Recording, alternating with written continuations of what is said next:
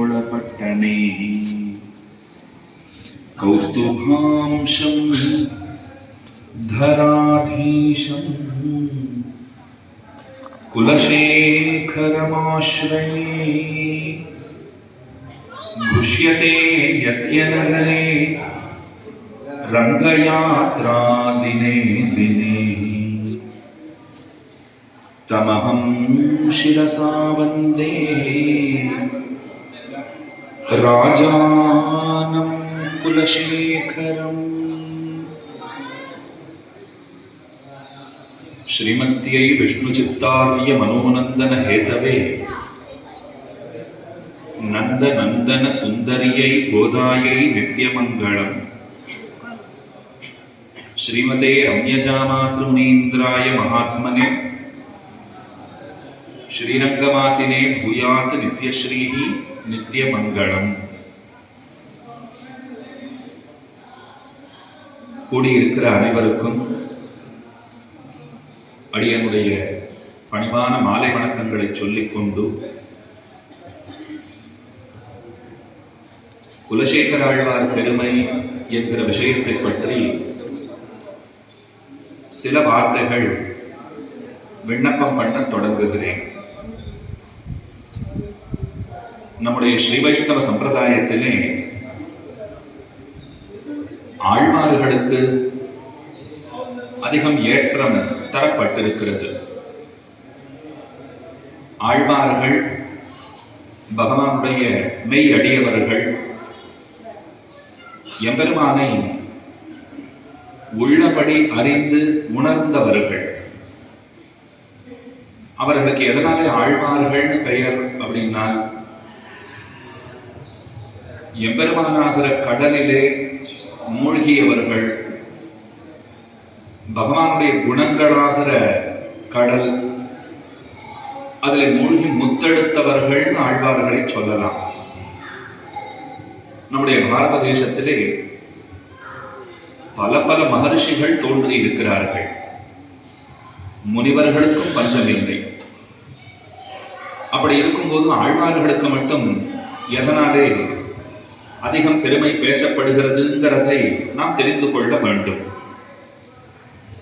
மகர்ஷிகள் முனிவர்கள் அவர்களுக்கெல்லாம் இல்லாத பெருமை ஆழ்வார்களுக்கு உண்டான கேள்வி கேட்டுக்கொண்டால் ஆமாம்ங்கிறது தான் பதில். அப்படி என்ன இவர்கள் சாதித்து விட்டார்கள்? அவர்கள் செய்யாததை இவர்கள் என்ன செய்தார்கள் அப்படின்னு பலர் கேட்கக்கூடும். இதுக்கு ரொம்ப சுவாரஸ்யமான ஒரு பதிலை சொல்லலாம். அவர்கள் செய்யாததை இவர்கள் என்ன செய்தார்கள்ங்கிறது கேள்வி. இவர்களுக்கு என்ன விசேஷம்? எதனாலே விசேஷம்னால், அவர்கள் செய்ததை இவர்கள் செய்யவில்லை, அதனாலேயே இவர்கள் சிறந்தவர்கள். மகர்ஷிகளும் முனிவர்களும் எதை செய்தார்களோ அதை ஆழ்வார்கள் செய்யவில்லை. அப்படி அவர்கள் என்ன செய்தார்கள்? இப்போ இன்னொரு கேள்வி. மகர்ஷிகளும் முனிவர்களும் பகவானை அறிய முற்பட்டார்கள், முயற்சி செய்தார்கள், இறைவனை அறிய வேண்டும் தவமெல்லாம் இயற்றினார்கள். ஆழ்வார்கள் அதெல்லாம் ஏதும் செய்யவில்லை. முனிவர்களும் மகர்ஷிகளும் முயற்சி செய்து எத்தனை முயற்சி செய்தாலோ அத்தனை பகவானை தெரிந்து கொண்டார்கள். இப்படி சொன்னா உங்களுக்கு புரிஞ்சிடும். எத்தனை படிச்சிருக்கோமோ அத்தனை தானே போய் தேர்வில் எழுத முடியும். எத்தனை எழுதினோமோ அத்தனை தானே மதிப்பெண் நமக்கு கிட்டும். அப்ப மகர்ஷிகளும் முனிவர்களும் அவர்கள் எத்தனை முயற்சி செய்தார்களோ அத்தனை பெருமானை தெரிந்து கொண்டார்கள். ஆழ்வார்கள் எந்த பிரயத்னமும் பண்ணல. ஆழ்வார்கள் என்ன செய்தார்கள்னா, கீழே சொன்னேன், ஒன்றுமே செய்யல. படுத்து உறங்கி கிடந்தார்கள். பகவானே வந்தார், முதுகலை தட்டி எழுப்பினார். என்னன்னா பாருங்கோன்னார். நீ யாருன்னு இவள்னா கேட்டா, நான் தான் பரமாத்மா, ஸ்ரீமன் நாராயணன் எனக்கு பேரு அப்படின்னார். அதுக்கு என்ன இப்போதுனா, இல்லை உங்களில் ஒரு 10-12 பேரை நான் தேர்வு செஞ்சு வச்சிருக்கேன், நீங்க தான் என்னை பத்தி எல்லாருக்கும் சொல்லணும், அதற்கு தகுதியானவர்கள் நீங்களே அப்படின்னார் பெருமாள். சொல்லணும்னா ஏதாவது எங்களுக்கு தெரியணுமே அப்படின்னு இவர்கள் கேட்டார்கள். அப்ப பகவான் சொன்னார், கவலைப்படாதீங்கோ, மயர்வர மதிநலம் அருளுகிறேன் அப்படின்னு சொன்னார். நம்மாழ்வார் பாடுறார், உயர்வர உயர்நலம் உடையவன் எவனவன், மயர்வர மதிநலம் அருளினன் எவனவன், அயர்வரும் அமரர்கள் அதிபதி எவனவன், துயரரு சுடரடி தொழுதெழன் மனமே. அப்ப பகவானே வந்து அருளினார், பெருமானாலே அருளப்பட்டார்கள் ஆழ்வார்கள். மகர்ஷிகளும் முனிவர்களும், அது பராசரரோ வியாசரோ சுகாச்சாரியரோ யாராக வேண்டுமானாலும் இருக்கட்டும், அவள பிரயத்னம் பண்ணி கொஞ்சமா பெருமான தெரிஞ்சுட்டார். இங்க மொத்த பிரயத்னத்தையும் பகவான் பண்ணியிருக்கார். ஆழ்வார்களை வந்து தட்டி எழுப்பினார், தன்னை காட்டினார், தன்னுடைய ஸ்வரூபம் தன்மை என்னங்கிறத சொன்னார், தன்னுடைய ரூபம் என்னங்கிறத காட்டினார், தன்னுடைய ஸ்வபாவம் என்னங்கிறத வெளிப்படுத்தினார். குணங்களை ஒன்று கூட மிச்சம் வைக்காமல் ஆழ்வார்களுக்கு கையிலிருந்து நெல்லிக்கனியாக காட்டி கொடுத்தார். இப்ப பாடுங்கோன்னுட்டார். இப்ப நீங்க சுலபமா புரிஞ்சுட்டு விடலாம். அப்ப மொத்த முயற்சியும் பகவான் செய்து ஆழ்வார்களுக்கு அருள் சுரந்து தன்னை முழுவதுமாக அவர்களுக்கு உணர்த்தி அவர்களை பாடும்படி செய்தான்.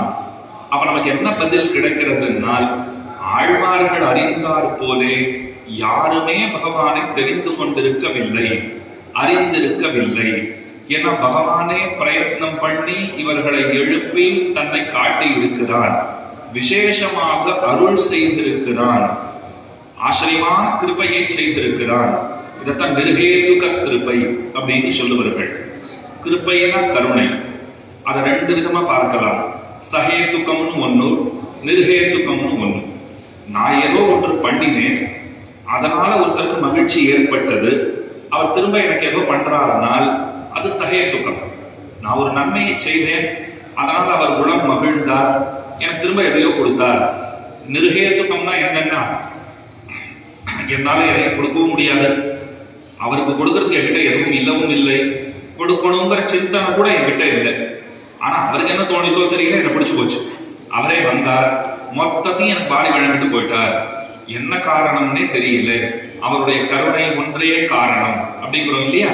அதுக்கு தான் நிர்ஹேதுக்கம் அப்படின்னு பேரு. அதைத்தான் ஆழ்வார் மயர்வர மதிநலம் அருளினன் அப்படின்னு பாடியிருக்கார்.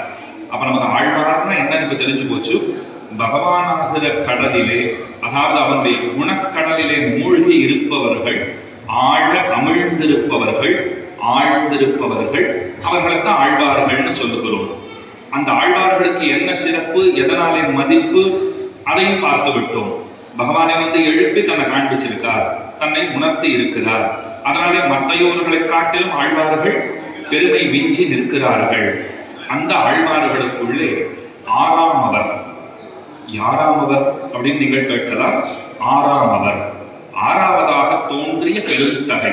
பொய்கையார், பூதத்தார், பேயார், புகழ்மழிசை ஐயன், அருள்மாறன், சேரலர்கோன், துய்யவட்டநாதன், அன்பர்தாள் தூளி, நற்பாணன், நன்கதியன். ஆழ்வார்கள் 10 பேர் இல்லையே சுவாமி? 12 பேர்னு கேள்விப்பட்டிருக்கோமே, 12 கேள்விப்பட்டிருக்கோமே. ஒருத்தர் எழுந்து சொன்னார், எனக்கு சொன்னவர் 14 பேர்னு சொன்னாரே அப்படின்னார். 15 16 அப்படின்னு பக்கத்துல இருக்கிறவர் கேட்டார். இது வளர்ந்துட்டே போகுது அதுக்கப்புறம். ஆனா ஆழ்வார்கள்னா 10 பேர் தான். ஆழ்வார்கள் கணக்குன்னா 10 பேர். அப்ப 12ங்கிறது தப்பானால் தப்புன்னு சொல்ல முடியாது. சேர்த்துக்கணும்னா சேர்த்துக்கலாம் 2 பேரு. ஒன்று ஆண்டாள், மற்றொருத்தர் மதுரகவி ஆழ்வார்.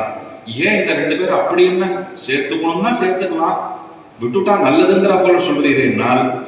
அந்த 2 பேரும் பகவானிடத்திலே ஆழக்காற்பட்டவர்கள்னு சொல்றதை விட ஆச்சாரியரிடத்திலே ஆழக்காற்பட்டவர்கள். மதுரகவி ஆழ்வாருக்கு நம்ம ஆழ்வாரை விட்டா வேற எதுவும் தெரியாது. ஆண்டாள் பகவானை பலவாறாக பாடி இருக்கிறாள்.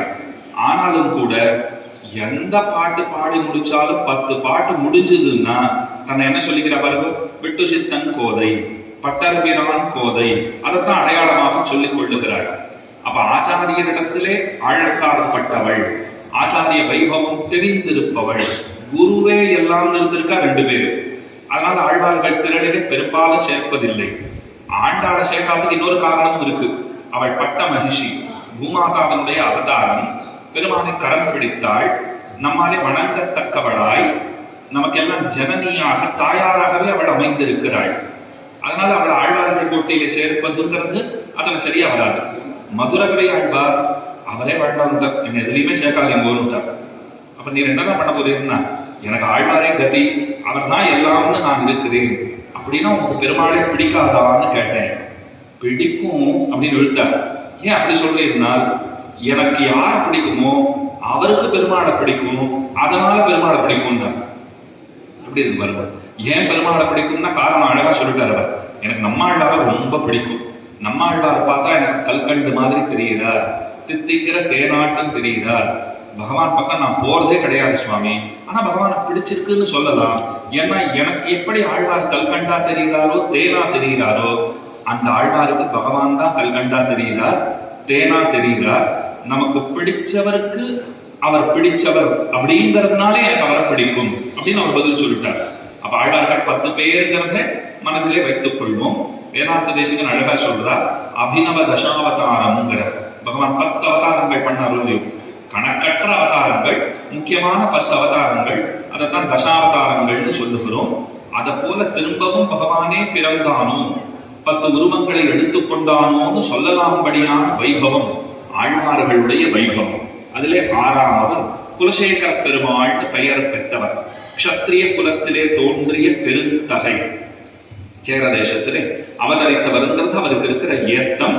ராஜாவாக பிறந்தவர், திருட விரதர் அப்படிங்கிறவருக்கு திருக்குமாரராக அவர் திருவவதரித்தார். இளமை முதலே பக்தி, அவருக்கு ஸ்ரீராமாயணம்னா அத்தனை பிடிக்கும். ஸ்ரீராமாயணம் யார் பெருமை பேச வந்தது, நம்மளதான் கேட்டா ராமன் பெருமை பேச வந்ததுன்னு சொல்லுவோம். அவரை கேட்டா சரியா சொல்லிடுவார். இல்லை, செம்பவள திரள்வாய் மிதிலை செல்வின்னு அவரே பாடியிருக்காரோ இல்லையோ, மிதிலை செல்வியான சீதா பிராட்டியினுடைய வைபவம். ஏன்னா வால்மீகி சொல்றார், சீதாயாச்சரிதம் மகத்து. எல்லாரும் இது என்னமோ ராமன் கதைன்னு நினைச்சிட்டு இருக்கா, இது சீதையினுடைய கதை அப்படின்னு அவரே சொல்லியிருக்கார்.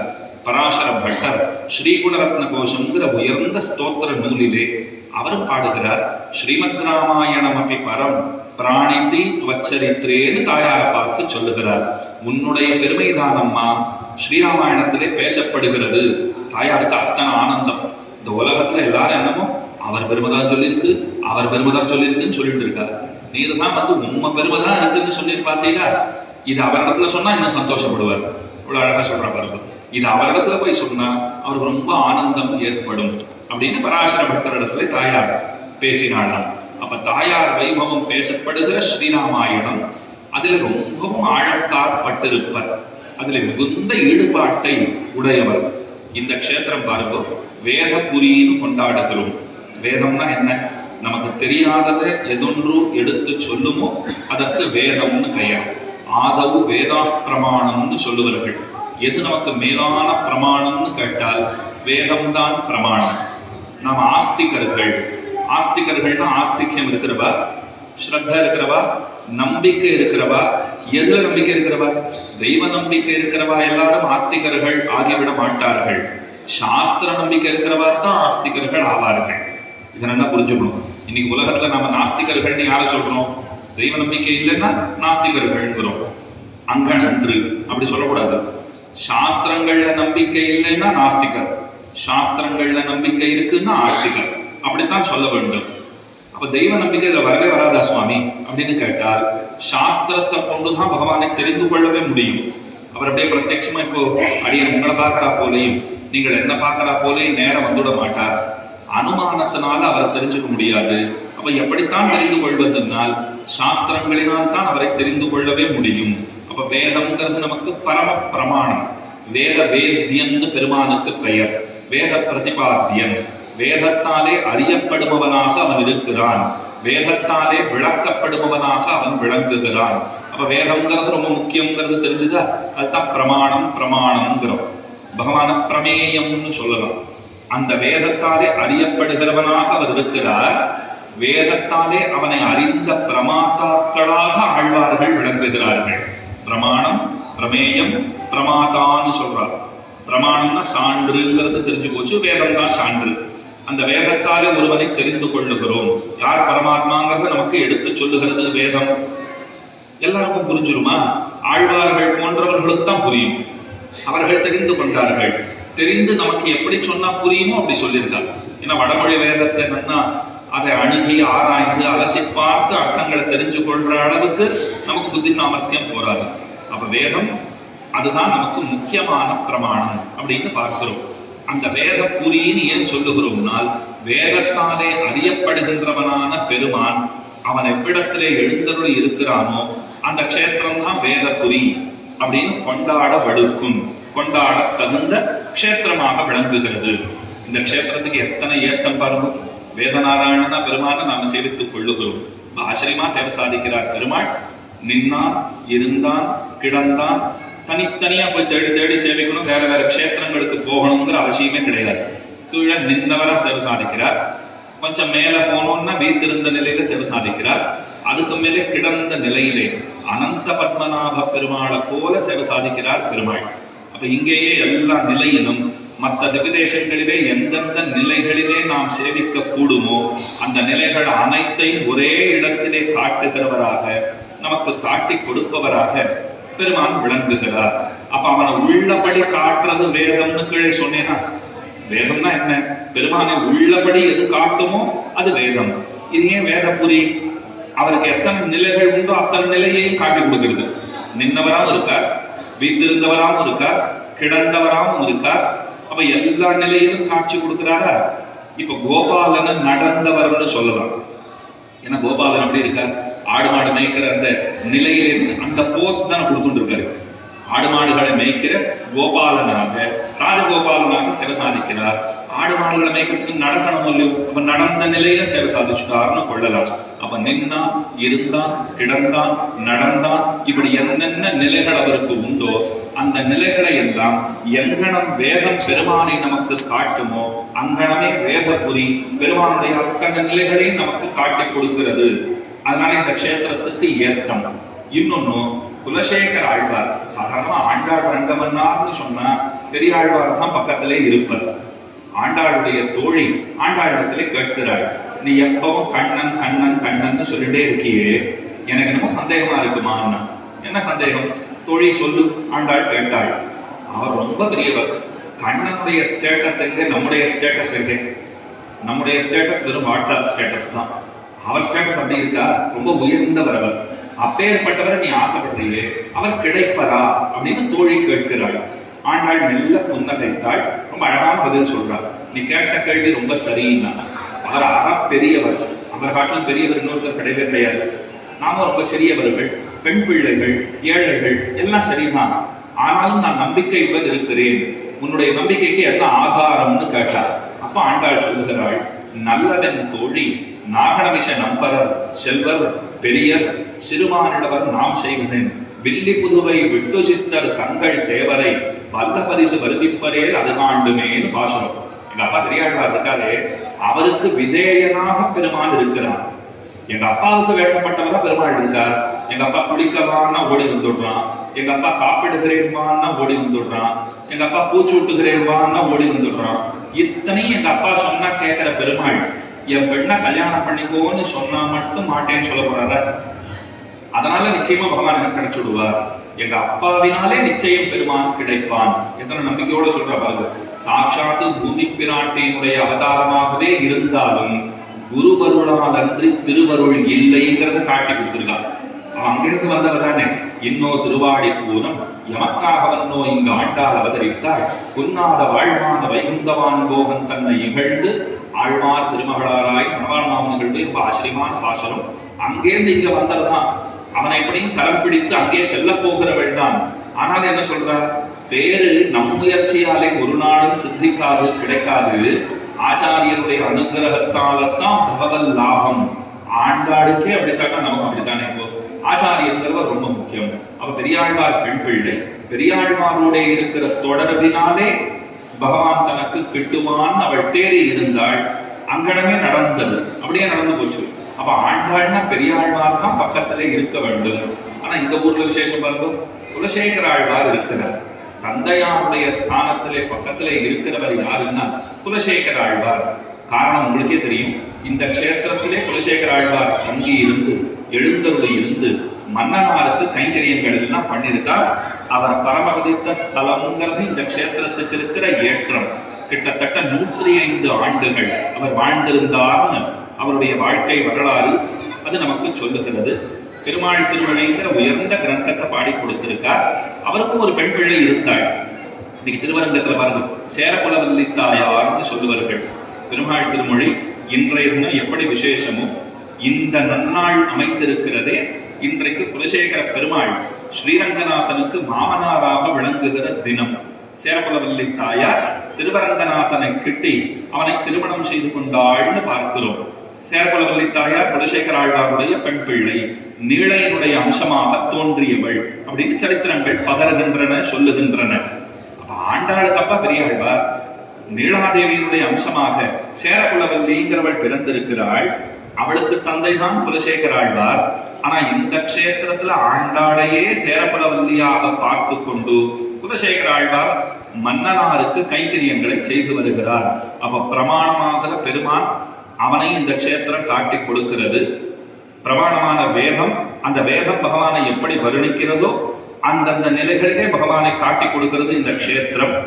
அந்த பிரமாணத்தாலே அறியப்படுகின்ற பகவானை இங்கே நாம் பார்த்து விடுகிறோம். வேதபுரியிலே பகவான் நமக்கு காட்சி தருகிறார். நன்கு அறிந்தவரான குலசேகர பெருமாள் பிரமாதா, அவர் இங்கே முக்கியராக தொழப்படுகிறார், பூஜ்யராக விளங்குகிறார். பூஜ்யராக விளங்குகிறார்னா சூனியராக இருக்கிறார், ஒன்றுமில்லாதவராக இருக்கார்னு அர்த்தம் இல்லை. தொழப்படுகிறவராக இருக்கிறார், பூசிக்க தகுந்தவராக விளங்குகிறார்.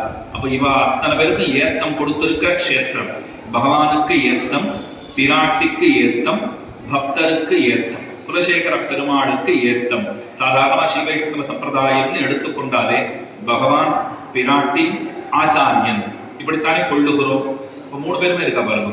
பகவானும் இருக்கிறார், பிராட்டியும் இருக்கிறாள், மேலே ஆச்சாரியனும் இருக்கிறார். பகவான் அத்தனை பேருக்கும் பேரு அவர் தான் தரப்போறார். இதை நல்லா கேட்டுக்கோங்க.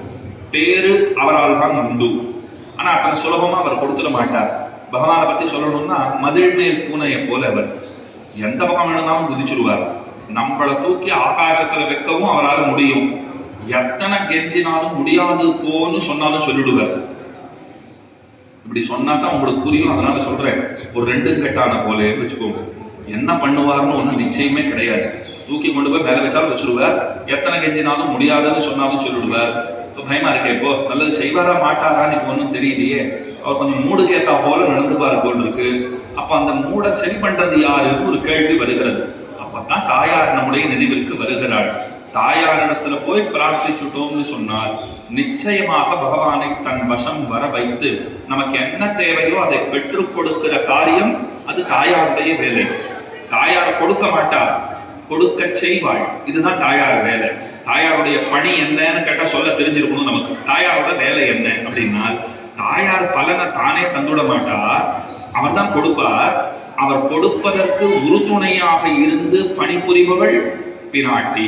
நம்ம பத்தி பெருமாண்டத்திலே சொல்லுவாள். நம்ம யோசிச்சு பார்த்தோம், சொல்றதுக்கு ஒண்ணு பெருசா இருக்கிறதுல தெரியலையே. இப்ப சொல்லாத இருந்தா கூட எதனா செய்வார் அவர். நம்மளை பத்தி ஏதாவது சொன்னா, நீயே சொல்லிட்டே நல்லதா போச்சு, இத்தனை கெட்டவரா இருக்காரா, எதுவும் தரமாட்டேன்னு சொல்லிட்டு போறாருன்னால் தாயார் எப்படி தெரியுமா ஆரம்பிப்பா? 1-2 பிழைகள் செய்திருக்கலாம் அப்படின்னு ஆரம்பிப்பா. பகவான் சொல்றாரு 1-2 கோடி கணக்கா பண்ணி இருக்காரு, நான் 1 கோடியோ 2 கோடியோ அப்படிங்கிற உடனே 1-2 பிழைகள் பண்ணி இருக்கலாம்னா கோடி கணக்கில் பண்ணியிருக்காருன்னா 1 கோடி 2 கோடி இருக்குமா? அதெல்லாம் பெருசு படுத்துறதா? இந்த உலகத்துல எல்லாரும் தான் பிழைகள் செய்கிறார்கள். பிழை செய்யாதவர் யார்? ஒருத்தரும் கிடையாது. அதுக்காக எல்லாரையும் தண்டிச்சு விடுவியா நீ? நம்ம குழந்தை தானே, எல்லாம் பார்த்துக்கலாம், இங்க வந்த போல சரியாயிடுவார். பகவான் சொல்றார், சரியானா தான் இங்க வரவே முடியும் நான் சொல்லிட்டு இருக்கேன். நீ என்ன சொல்ற, இங்க வந்தா சரியாயிடுவாருங்கிறியா? 2 ஒண்ணுதானே. இப்போ இங்க வந்துட்டோம், அப்புறம் பார்த்துக்கலாம் சரின்னு விடுறார் பெருமாள். இப்ப நமக்கு இந்த தேசத்துல, இந்த திவ்ய தேசத்துல எத்தனை பெருமை பாருங்க. ஒருவேளை தாயார் சொல்லி பெருமாள் கேட்கலன்னா, தாயார் சொல்லி அவர் கேட்க மாட்டார்ன்ற கதையே கிடையாது. இருந்தாலும் கூட 2-3 பேர்கிட்ட சொல்லி வச்சிருக்கேன்னு பாருங்க. எதனா ஒரு காரியம் ஆகணும் நமக்குன்னு சொன்னா அவர் செஞ்சிருவார். சுவாமி பணம் கேட்டிருக்கேன், அவர்கிட்ட ஒரு அவசர தேவைக்கு கேட்டிருக்கேன், இருந்தாலும் திடீர்னு கவுத்துட்டாருன்னா என்ன பண்றது, அதனால இவர்கிட்டையும் சொல்லி வச்சிருக்கேன் அப்படின்னு 2-3 பேர்கிட்ட சொல்லி வச்சிருப்போம். சில பேர் ரொம்ப கெட்டிகாரா இருப்பார், 2-3 பேர்கிட்டையும் வாங்கி இவர்களுக்கு போடுவார். அந்த 2-3 பேர் ஒருத்தர் விசாரிச்சுப்பா, பணம் வாங்கிட்டு போனாரே பாத்தீரா, உங்ககிட்டையும் வாங்கிட்டாரா, எங்கிட்டையும் வாங்கிட்டாரு, உமோரு போய் சொல்லி இப்பதான் எனக்கு திருப்திங்கிறவர். 2-3 பேர் தான் போயிடுத்துனா திருப்தி, ஒருத்தர் மட்டும் போயிருந்ததுன்னா கவலைப்படுவார் இல்லையோ. அந்த மாதிரி இப்ப தாயார் சொல்லி ஒரு வேளை கேட்கலன்னா இன்னொருத்தர் வேணும்னா, அப்ப குலசேகர ஆழ்வார் இருக்கார், அவர் பார்த்து கொள்ளுகிறார். இன்னொன்னு எல்லாத்துக்கு மேல கருடன் இருக்கார். அவரை இங்க நினைவிலே கொள்ள வேண்டும் இல்லையோ. தாசசகா வாகனம் ஆசனம் துவஜோ யஸ்தே விதானம் யஜனம் திரைமய உபஸ்திதம் தேன புரோகர்மதா வதங்கிரி சம்மர்த கிணாங்க சோபினான் ஆளவந்தா ரொம்ப ஆச்சரியமா பாடுறார். அவர் ஏன் பக்கத்திலேயே இருக்காருன்னா தாசசகாங்கன் தொண்டனாவும் இருக்கார், தோழனாவும் இருக்கார். கல்யாணம்னா மாப்பிள்ளை தோழன் பக்கத்துல இருக்கணும் இல்லையோ, அதுக்காக கருடன் இருக்கார். இன்னொன்னு இன்னைக்கு பாருங்க, கல்யாணம் பண்ணிக்கிறவாள்னா ஃப்ரெண்ட்ஸு கிட்ட போட்டு ஒரு நல்ல வண்டி, ஒரு நல்ல BMW கார் நல்லா சொல்றாங்க, அவுடி காருங்கிறா, ஜாகுவாருங்கிறா, நல்ல வசதியான கார் வச்சிருக்கான்னு வச்சுக்கோங்களேன். இந்த மாதிரி கல்யாணம் பண்ணிக்க போயிட்டு இருக்கேன், இந்த கார்ல போய் இறங்கினா ரொம்ப அது ஒரு மாதிரி ஒரு கெத்தா இருக்குங்கிற அளவு, அதுக்காக வண்டி தர முடியுமா அப்படின்னா நண்பர் கொடுத்துட்டார், நீ எடுத்துட்டு போன்னுட்டார். அந்த கதவை திறந்து மாப்பிள்ளை இறங்கினார்னா நாளைக்கு கொண்டு போய் திரும்ப வண்டியை பத்திரமா கொடுக்கணும், அந்த கவலை மாப்பிள்ளைக்கு இருக்கு. இருந்தாலும் பாக்குறவா என்ன நினைச்சுப்பா, எப்படி வந்து இறங்கினார் பார்த்தியா, வசதியான கார்ல வந்து இறங்கியிருக்காருன்னு. பகவானத்துல இருக்கிற வசதியான வாகனமே கருடன் தான். அந்த வாகனத்துல வந்து இறங்கினாலும் ஆண்டாளை கல்யாணம் பண்ணிக்கிறதுக்கு ஊரே அப்படி வியந்து பார்த்துதான். என்ன சீக்கிரமா வந்துட்டாரு இவர். வேதாந்த தேசிகன் கோதாஸ்துதியில ஆண்டாளை ரொம்ப அழகா கிண்டல் பண்றாரு. என்ன சுவாமி இது கோதாஸ்துதினா ஆண்டாளை ரொம்ப வாழ்த்திருக்காரு தானே கேட்டிருக்கோம்னா, தோழிகள்லாம் கிண்டல் பண்றாங்க. கல்யாணம் நடக்கிறதுனா பக்கத்துல தோழிகள்லாம் இருப்பா. அந்த பெண்ணை நல்லா அலங்கரிக்கும் போது மேக்கப் எல்லாம் போடும்போது நிறைய கொஞ்சம் கேலி கிண்டல்னா பேச்சு கொஞ்சம் அதிகமா இருக்கும். கல்யாணம் ஆச்சுன்னா எங்களெல்லாம் மறந்து போயிடுவேன், ஆட்டுக்கார மூஞ்சியே பார்த்துட்டு இருக்காங்க, கொஞ்சம் எங்களையும் ஞாபகம் வச்சுக்கோ, அப்பப்போ எங்களுக்கும் ஃபோன் பண்ணு, இதெல்லாம் சொல்றாள் இல்லையோ. அந்த மாதிரி தோழிகள்லாம் பேசிட்டு இருந்தாலும் ஆண்டாளை பார்த்து ஒருத்தர் சொன்னாலும், போய் இந்த மாப்பிள்ள தான் கிடைச்சாரா உனக்கு, வயசானவர் ஆச்சு. அப்படி என்ன அவருக்கு வயசுன்னா, அவருக்கு ஜாதகமே இல்லை, அவ்வளவு வயசானவர். அவருக்கு என்ன ஜாதகம் இருக்கா பாருங்க, அவருக்கு ஜாதகமே கிடையாது. எந்த தேதியில பிறந்தாருன்னா அவருக்கே தெரியாது. ஏன்னா பிறவியெல்லாம் கடந்தவர், பிறவியே இல்லாதவர், இவர் தான் கிடைச்சாரான்னு ஒருத்தி கேட்டிருக்கார். இன்னொருத்தி சொன்னா, கல்யாணம் ஆகி போகும்போது சீர்வரிசையெல்லாம் கொடுத்து அனுப்புவார், ஆனா படுக்கை தலையணை எல்லாம் வாங்கி அனுப்புவார். இந்த மாப்பிள்ள முதல்லயே சொல்லிட்டார், அதெல்லாம் வேண்டாம், நான் ஒரே படுக்கையில தான் படுத்துவேன், எனக்கு அந்த படுக்கை தான் சரியா வரும், எதுவும் வராதுன்னுட்டார். சரி, வசதியான படுக்கை இருக்கும்னு நினைச்சுட்டு இருக்கியா, படுக்கை பாம்புலதான் படுக்கையே. அந்த பாம்பு உசு உசுன்னு சீறிட்டே இருந்துச்சு, சிரிச்சு எங்க பேசுறது அவர்கிட்ட. அப்புறம் படுக்கே பாம்பா போடுத்து, இது ரெண்டு கூட பரவாயில்ல. மூன்றாவது சொன்னார் பாருங்க, கணவன் மனைவின்னா கொஞ்சம் ஆரம்பத்துல நேரம் போறதே தெரியாத பேசுவார். அது எப்ப பேசுவாங்கிறதையும் சொல்லிடுறேன். நிச்சயம் எடுத்து கல்யாணத்துக்கு ஒரு 6 மாசம் இருக்குன்னா அப்ப எத்தனை பேசிக்கிறாளோ அப்புறம் தான் பேச்சு, அதுக்கப்புறம்லாம் பேசவே முடியாது. யார் 2 பேருமே கேட்கறதுக்கு தயாரா இருக்க மாட்டான், 2 பேருமே கேட்கறதுக்கு தயாரா இருக்க போறது இல்லை. அந்த மாதிரி தான் இருக்கு நிலைமை, எல்லா நிலைமையும் அப்படித்தான் இருக்கும், அதுல ஒன்றும் சந்தேகம் இல்லையே. அப்போ பேச்சு ஒரு கையை கோர்த்துட்டு கொஞ்சம் தூரம் போனோமா, வண்டி எடுத்துட்டு பக்கத்துல உட்காந்துன்னு ஒரு லாங் டிரைவ்ங்கிறா. இதெல்லாம் தேசிகன் அன்னைக்கே சொல்லிட்டாரு பாருங்க, ஒரு லாங் டிரைவ் போயிட்டு வருதுங்கிறா. எங்க போறோம்லாம் தெரியக்கூடாது சுவாமி, அவர் ஓட்டணும், பக்கத்துல நான் உட்காந்துட்டு இருக்கணும். அப்படியே பேசிட்டே கொஞ்சம் தூரம் போனோமா, வண்டியை விட்டுட்டு காலால கை கோர்த்து நடந்து போனோமா, திரும்ப வண்டியில ஏறணுமா, வீட்டுக்கு வந்தோமா, நல்லா இருக்கும் இல்லையோ. உங்க ஆத்துக்காரர் வண்டி வச்சிருக்கா, கருட வாகனம் இருக்கு அவர்கிட்ட, லாங் டிரைவ் எத்தனை லாங் டிரைவா இருந்தாலும் இப்படிங்கிறதுக்குள்ள கொண்டு விட்டுருவார். உட்கார்ந்ததும் தெரியாது, இறங்குறதும் தெரியாது, எங்கேயாவது பேசுறது அப்போ மனம் விட்டு பேசக்கூட முடியாது. இன்னொன்னு, நம்ம கிட்ட இருக்கிற வண்டி நம்ம என்ன பேசினாலும் அது காதுல போட்டுக்காது. இவர் அப்படியே அவரையும் வச்சுட்டு என்னத்த பேசுறது. இப்போ அவர் கேட்டுட்டே வருவார், 2 பேரும் எப்படி பேசிக்கிறா பத்தியா அப்படின்னு அவரை நினைச்சு பாரு இல்லையா. அதனால கொஞ்சம் லஜ்ஜையா இருக்கும் இல்லையோ. பார்த்துட்டே இருந்துச்சு, அவர் என்ன ரக்கே என்ன இப்படி பண்ணிட்டு 2 பேரையும் அழைச்சிட்டு போயிட்டு இருந்துச்சு. பேசினா காதுல விழுந்துட போறது. அப்போ தோழனா இருக்கா, வாகனமா இருக்கா, அவரும் நமக்காக பகவானத்துல பரிந்து பேசுறதுக்குன்னு இருக்காரு. க்ஷேத்திரத்தோட பெருமையை சொல்லிட்டு இருக்கேன். இப்ப க்ஷேத்திரமே வேதபுரி, வேதத்தை விளக்க வந்த ஒரு க்ஷேத்திரம்னு சொல்லலாம். வேதம் எதை சொல்லுகிறதோ அந்த பெருமான் இங்கே அறியப்படுகிறான், நம்மாலே காணத்தக்கவனாக இருக்கிறான், எல்லா நிலைகளிலையும் சேவை சாதிக்கிறார். பரிந்து பேச தாயார் இருக்கிறாள், பரிந்து பேச கருடன் இருக்கிறார், பரிந்து பேச குலசேகர பெருமாள் இருக்கிறார். இத்தனை பரிந்துரைகள் நமக்கு வேற எங்கேயுமே கிடைக்காது. ஒருத்தர் வந்து அதிகம் மற்ற ஊர்களுக்கு எல்லாம் போனோம்னா இங்க இத்தனை பேர் நமக்குன்னு போட்டி போட்டு கொண்டு அவர் காது செவிடாத அளவுக்கு நம்மளை வந்து சொல்லுவார். அவர் இப்படி வச்சுருவார், எனக்கு புரிஞ்சு போச்சு, நான் அனுகிரகம் பண்றேன், கைவிட மாட்டேன், இவன் நம்முடையவன், நான் ஒத்துக்கிட்டேன், நீங்க சொல்றதை நிறுத்துக்கோன்னு சொல்ற அளவுக்கு விட மாட்டான். அத்தனை பேர் இருக்காளுங்கயோ. அந்த குலசேகர பெருமாள் ராமாயணத்திலே மிக மிக ஆழக்காரப்பட்டவர்னு கீழேயே சொன்னேன். அவர் ராமாயணத்திலேயே போது போக்குகிறவர். எந்த அளவுக்குங்கிறதை அவருடைய சரித்திரம் நமக்கு ரொம்ப அழகா சொல்லி கொடுக்கிறது. அவர் அரண்மனையிலே வசிக்கிறார், ராஜா தான், அரண்மனையிலே இருக்கிறார். அடிசூடும் அரசையல்லால் அரசாக வெண்ணேன் மத்தரசுதானேன்னு பிரதிஜ்ஞை பண்றார். அவர் என்ன தெரியுமா சொல்றார், இதெல்லாம் என்ன ராஜ்யம், எனக்கு இதெல்லாம் ஆசையே இல்லைன்னார். நான் கூட சொன்னேன், எனக்கு கூட ஒன்றும் ராஷ்டிரபதி ஆகணும்னு ஆசை கிடையாது, எனக்கு கூட அடுத்த பிரதம மந்திரி ஆகணுங்கிற ஆசை கிடையாது. 2024 நான் தான் அடுத்த பிரதம மந்திரி அப்படின்னு நான் சொல்லிக்க மாட்டேன், எனக்கு ஆசை இல்லைன்னு. நீங்க எழுந்து என்ன கேட்பீங்க? இப்ப யாரும் அவங்க ஆக போறா? முதல்ல ஆசை இல்லைன்னு சொல்லிட்டு இருக்கிறேன்னா, யாரும் ஆக போறதில்ல, ஆக முடியாதுன்னு தெரியும், அதனாலதான் ஆசை இல்லைன்னு சொல்றேன். இப்ப இப்படி வச்சுக்கோங்க, பல்லெல்லாம் போயிடுத்து ஒரு கிழவர் 75 வயசு இருக்கும், 80 வயசு இருக்கும், ஒரு பல்லு கூட இல்லை. அவர் சொல்ற முறுக்கு பிடிக்கவே பிடிக்காதுங்கிறார் அவர். அப்படியான்னு பார்த்தா அவர் சொல்றச்சே தெரிஞ்சு போச்சு, முறுக்கு பிடிக்கவே பிடிக்காதுன்னு பாருங்க, சாப்பிடவே முடியாதுன்னு தெரிஞ்சு போச்சு. பல்லே இல்லை, எங்க இருந்து சாப்பிடுறது? பல்லு இருந்தா நான் சாப்பிடுவார் அவர். 90 வயசுக்கு ஒரு பெரியவர் சொல்றாரு, இப்பெல்லாம் நாம ஒன்றும் கணவன் மனைவி இருக்கா, வயசானவர் இருக்கான்னா நம்ம ரொம்ப பேசிக்கிறது கூட கிடையாது சுவாமி, நான் பரம விரக்தன் ஆயிட்டேன். 90 வயசுல என்ன சொல்றார்? நான் மனைவியோட பேசுறது கூட கிடையாது, பரம விரக்தன் ஆயிட்டேன்னா. சுவாமி இதுக்கு மேல விரக்தன் ஆனா என்ன, ஆகுலன்னா என்ன? இப்போ அப்ப செல்வம் இருக்கிற ஒருத்தர் நல்லா கடுமோ, அரியாசனத்திலே அமர்ந்திருக்கிற ஒருத்தர் இந்த அரியாசனம் எனக்கு வேண்டாம்னு சொல்றாருன்னா அப்ப அந்த வார்த்தை மதிப்பு பெறும். அரியாசனம் நமக்கு கிடைக்காதுன்னு தெரிஞ்சு வச்சுட்டு சீச்சி இந்த பழம் புளிக்குங்கிறா போல எனக்கு வேண்டாம்னா அது ஒரு பெருமையா? குலசேகர பெருமாள் அரியாசனத்திலே வீத்திருந்தவர், செங்கோல் செலுத்தியவர், ராஜாவாக இருந்தவர். ஆனா சொல்றாரு இதெல்லாம் வேண்டாம், அடிசூடும் அரசு அதுதான் எனக்கு வேண்டும், கைங்கரிய சாம்ராஜ்யத்திலே பட்டாபிஷிக்தனாக நான் இருக்க வேண்டும். ராமாயணத்துல லக்ஷ்மணனை பத்தி ரொம்ப அழகா சொல்லுவார். லக்ஷ்மணன் காட்டுல ரொம்ப சந்தோஷமா இருந்தார். ஏன் சுவாமின்னு கேட்டேன். அங்க எல்லா கைங்கரியமும் நானே பண்ணிட்டு இருந்தேன், இப்ப நாட்டுக்கு வந்தப்பதான் எனக்கு பிடிக்கவே இல்லைன்னா. ஏன்னு கேட்டா இங்க போட்டு நிறைய பேர் பண்றா, அங்க ஒருத்தருக்கே எல்லாம் கிடைச்சிட்டு இருந்தது, இங்க எனக்கு என்னமோ இத்தினோண்டு பிச்சு கொடுக்குற மாதிரி கொடுக்குறா, எனக்கு இது சரிப்படல. ராமண்ணா நம்ம திரும்பவும் காட்டுக்கே போலாமாங்கிற. ஏன்னா எனக்கு அப்பதான கைங்கரியம் கிடைக்கும்.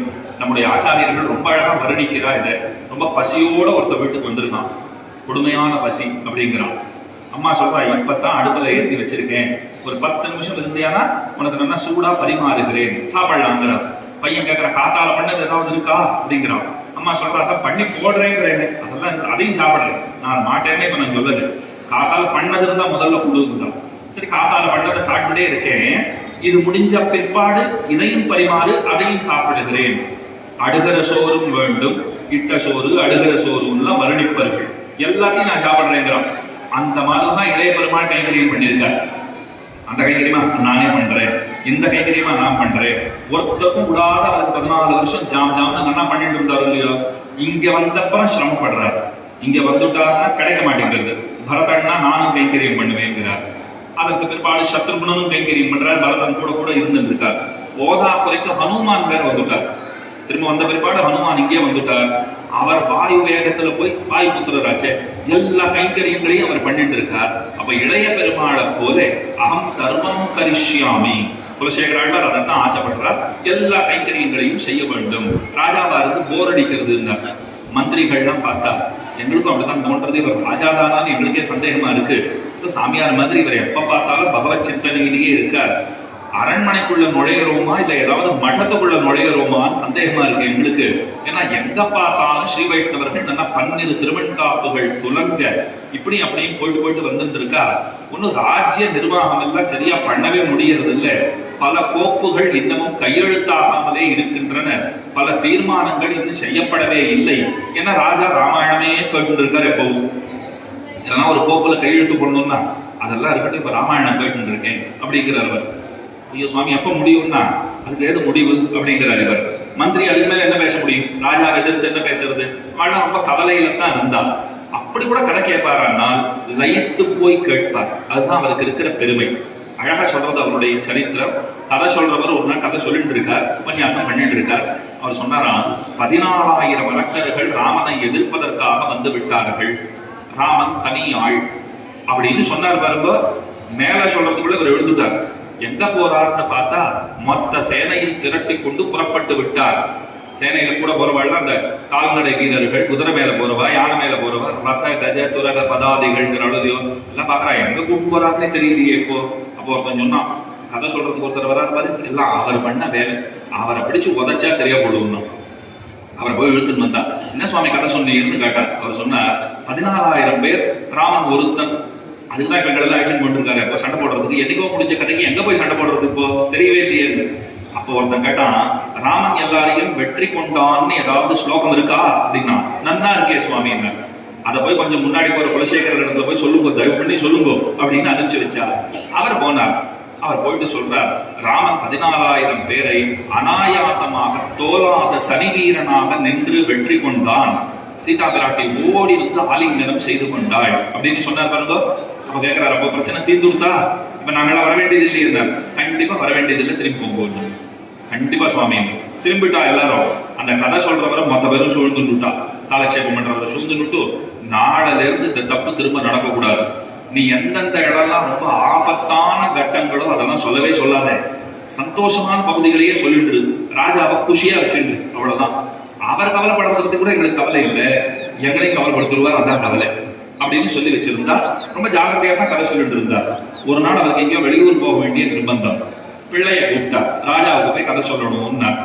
பிள்ளை கேட்டான், அவர் கிளம்புற அவசரத்துல இருந்தார். என்ன கட்டம் அப்படின்னு கேட்டான், எந்த பகுதியை சொல்ல வேண்டும்? ராவணன் வந்து சீதையை அபகரிக்கிற கட்டம் அப்படின்னு போயிட்டாரு. ரொம்ப நாள் ஆகி போச்சு, மறந்து போயிட்டாரு அவர். அதனால என்னாச்சு, பிள்ளைகிட்ட இப்படி சொல்லிட்டு போயிட்டார். பிள்ளை பார்த்தான், இன்னைக்கு போய் நான் சொல்ற கதையை கேட்டுட்டு ராஜா இனிமே என்னத்தான் கூப்பிடணும், இந்த அப்பா வேண்டாம்னு அவர் சொல்லிடணும். அப்பாவை பார்த்து என்ன சொல்லணும், நீ ரிட்டையர் ஆகிடும், வயசாகிடுது, நீ ராத்திரியே இருக்கும், உன் பிள்ளை ரொம்ப என்ன சொல்றாரு அவரே கூப்பிடுங்கன்னு சொல்லணும் அப்படின்னு முடிவு பண்ணிட்டார். அப்படின்னா நன்னா சொல்லணும் இல்லையோ. ராவணன் வராங்கிறதையே நான் பயங்கரமா விவரிக்க போறேன் முடிவு பண்ணிட்டான்.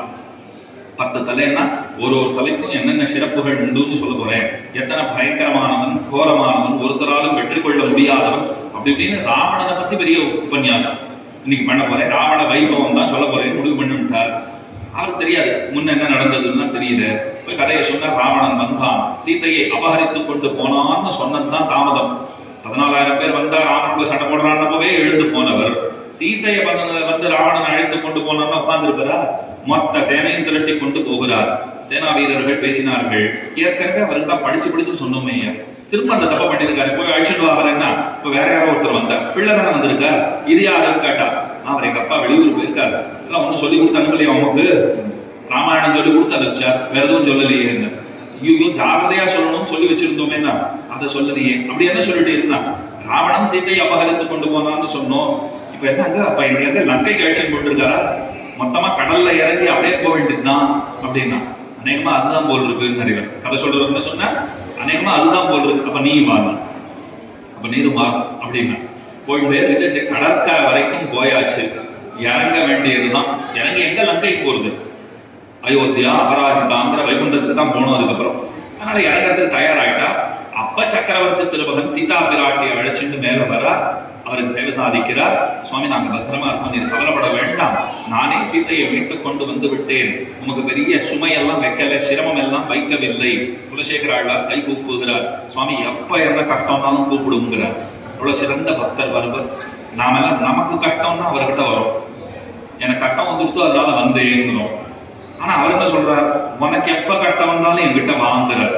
இதுதான் உண்மையான பக்தருக்கு இருக்கிற இலக்கணம். உண்மையான பக்தருக்கும் போலி பக்தருக்கும் என்ன வேறுபாடுன்னா சுலபமா தெரிஞ்சுக்கலாம். நாம் எல்லாம் போலிகள், ஆழ்வார்கள் உண்மையானவர்கள். உனக்கு கஷ்டம்னா என்கிட்ட வான கூப்பிட்டா, எனக்கு கஷ்டம்னா உங்ககிட்ட வரேன்னு நாம சொல்லிட்டு இருக்கோம். ஒருத்தர் சொன்னார், சாயங்காலம் 5 மணி ஆச்சுன்னா கோயிலுக்கு போயிடுவேன் சுவாமி, போயிட்டு வடக்கெல்லாம் ஏற்றிட்டு ஊதுவத்தி ஏற்றி அப்புறம் என்ன பண்ணுவேன், என்ன வேணுமோ அதெல்லாம் கேட்பேன், எனக்கு இதை கொடு அதை கொடுலாம் கேட்பேன். அதனால 30 வருஷமா போயிட்டு இருக்கேன். சாஸ்திரம் சொல்றது 30 வருஷமா பகவானோட கழுத்து அறுத்துட்டு இருக்காரு இவருக்கு. 5 மணி ஆச்சுன்னா எப்படி இருக்கும்னு பாருங்க. இப்படி சொன்னா உங்களுக்கு இப்ப புரிஞ்சிடும். உங்ககிட்ட வந்துட்டு ஒரு 10,000 ரூபாய் கொடுங்கன்னு கேட்டுட்டேன். என்னடா அது ஏதோ 1 மணி நேரம் கதை சொல்றாருன்னு உட்காந்து கேட்டா 10,000 ரூபாய் கொண்டா இவ்வளவு ஈஸியா கேட்டாரு. இப்போ சட்டுன்னு தரமாட்டேன்னு சொல்ல தோணல. நீங்க என்ன நினைச்சுக்கோ, சாயங்காலம் தெப்பத்தை பார்த்துட்டு எப்படி ஊருக்கு போயிட போறாரு, நாளைக்கு என்ன இங்க தங்கவா போறாரு, சுவாமி நாளைக்கு சாயங்காலம் தரேன் சுவாமி, நாளைக்கு பணம் வருது நாளைக்கு தரேன். இன்னைக்கு எல்லாம் சொல்ல முடியாது, ஜிபே பண்ணிடுங்கன்னு சொல்லிட்டு போடுவேன். அந்த நாள் வச்சுக்கோங்க, நாளைக்கு தர முடியாது, நாளைக்கு தரேன் வாங்குவேன்னா நீங்க என்ன நினைச்சிட்டு இருக்கீங்க, ராத்திரியே கண்டுடுவாருன்னு.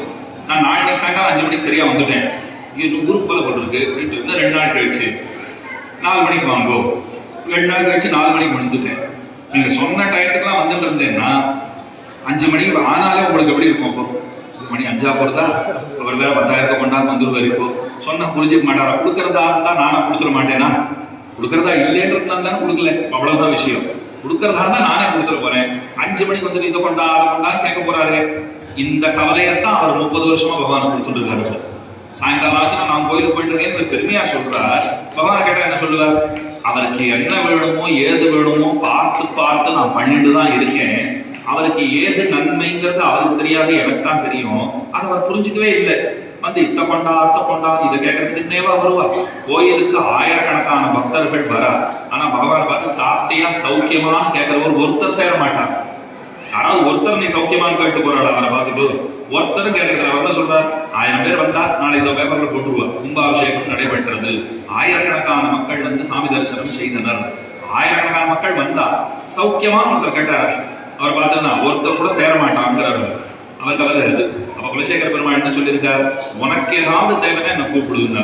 குலசேகர பெருமாள்னு சொன்னேன். ஆழ்வார்களுக்கு அந்த ஏத்தம் வாய்க்க பெற்றவர் குலசேகர ஆழ்வார். திருமழிசை ஆழ்வார் திருமழிசை பிரான்னு சொல்லுகிறோம். அவர் கும்பகோணத்துக்கு போனார் திருமழிசை ஆழ்வார். அங்க இருக்கிற பெருமாளை சார்ந்த சேவகன் சார்ந்தபாணியை சேவை கொண்டு போனார். 6ஆவதே அப்படின்னு பெருமாளை பார்த்து வணங்குகிறார். பகவான் படுத்துட்டு இருந்தார். பெருமாள் கிடந்தவாறு எழுந்திருந்து பேசு அப்படின்னார்.